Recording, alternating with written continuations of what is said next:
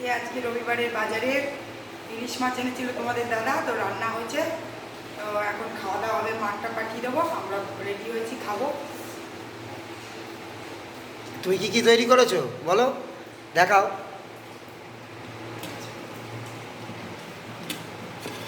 যে গরম গরম ধোয়া ওঠা একদম ভাত, বাহ, একদম ধোয়া উঠছে ভাত। বাহ। আর এই যে এটা হচ্ছে ইলিশ মাছের তেলটা, তো এই লঙ্কা দিয়ে খাওয়া হবে। বাহ। আর এটা হচ্ছে ওই বেগুন দিয়ে ইলিশ, এটা কালকে খাওয়া হবে, এখন করে রাখলাম, যাই হোক।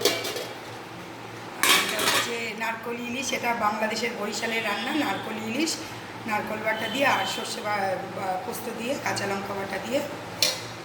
আর আর এটা হচ্ছে স্পেশাল কচুর শাক, অনেক দিন ধরে খেতে ইচ্ছা করছিল। আমি বাংলাদেশের বরিশালের মেয়ে তো, আর আমার কথা তো এপার বাংলার লোক, তাই জন্য এই যে কচুর শাক ইলিশ মাছের মাথা দিয়ে।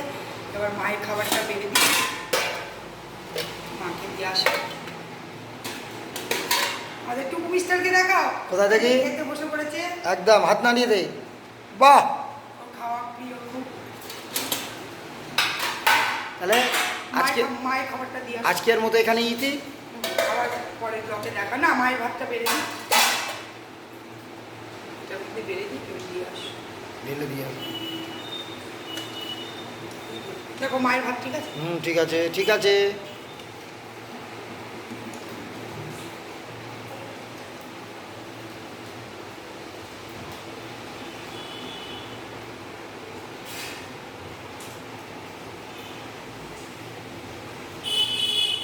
শাক ওর শাশুড়িকে বলে দিও, কারণ এটা কাটা আছে তো, থালায় করে খাক, বলে থালাটা রেখে দিতে, পরে নিয়ে আসো।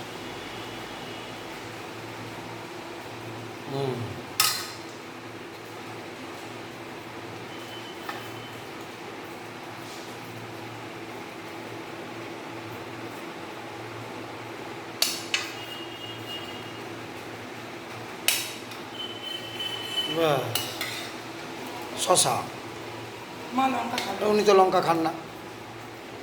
মায়ের ভাতটা দিয়ে আসো। ঠিক আছে, তাহলে বন্ধ করে দিলাম, আজকের মতো এখানেই শেষ। মায়ের ভাতটা দিয়ে আসো।